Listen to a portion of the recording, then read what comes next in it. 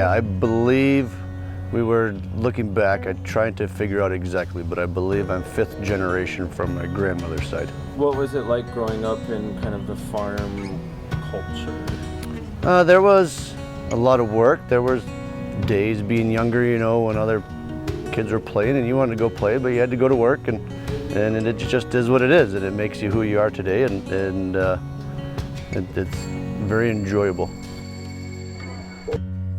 But sugar beets have always been important to our family. For as long as I can remember, we've been growing sugar beets.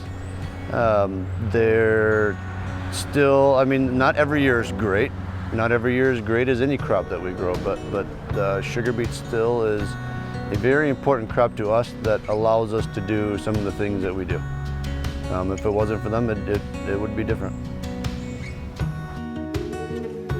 What I love about farming is I feel I obviously enjoy the work, and I feel like we're in a roundabout way helping people every day, you know, supplying different food grade materials or what have you, you know, and ethanol for cars or any of that stuff, you know, just every day you might not know it, but you're always helping someone.